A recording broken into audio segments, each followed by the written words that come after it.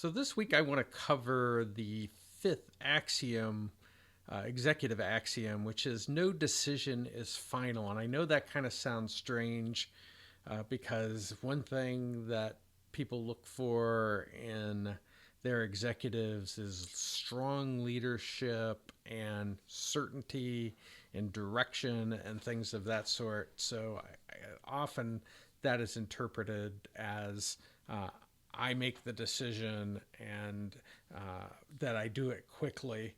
And that is what I would call a recipe for disaster. If you want to set yourself up for failure, make rigid, unchallenged decisions.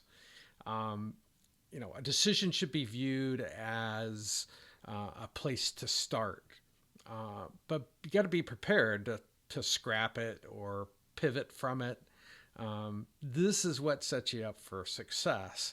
Is we're going to choose a direction to go as opposed to this hard and fast decision that potentially can lead to failure. Now, sometimes it doesn't, but I'm just saying if you want to stay in good graces with the people that are surrounding you, whether that's people who report through you or peers on the executive team, that you need to instead say, I'm going to make the final decision on this and basically discuss, understand what types of information you have available.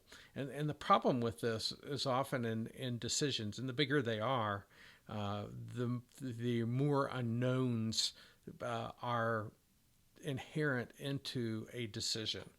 And so you're going to need to have flexibility because as you start to take action and move forward in a particular direction, a decision, unintended consequences result. And so you have to really remain flexible and being able to scrap and pivot off of that decision.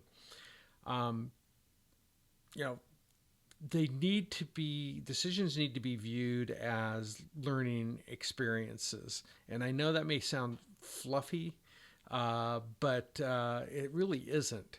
It's the cognition of being able to say to yourself that you don't have all the answers in order to make a perfect decision, and new information as it comes in will allow you to make the pivot or scrap or do whatever you need to do with a previous decision. And it shouldn't. You have to get comfortable with it being challenged also. So what you're looking for is trying to find the best place to start. In other words, okay? We've talked about this. We've looked at some data.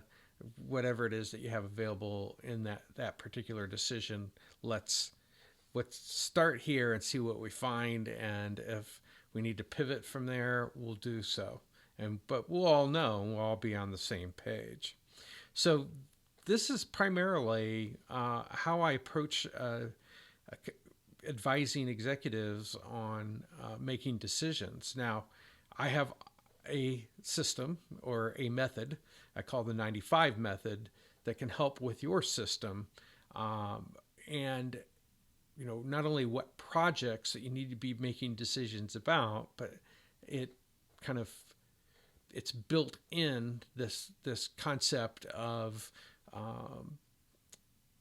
looking for a place to start, and developing from there begins with developing your synthetic or systems thinking skills. And I do this by studying your own organization. I've talked about this before, where case studies and MBA schools, I did all those, are not often helpful. But by studying your organization customer in, you will find a series of projects that you can initiate that will create value for your organization. And with all the emphasis on financials, creating value for customers is what ultimately will make profit for your organization. And then, once you find something that you need to work on, then you begin to understand it better, build a prototype or test it, on a small scale, and then you begin this process of iteration through in order to make maybe what was a bad decision a very good decision in the end. That's what I wanted to cover in this axiom. And remember, there is always a better way.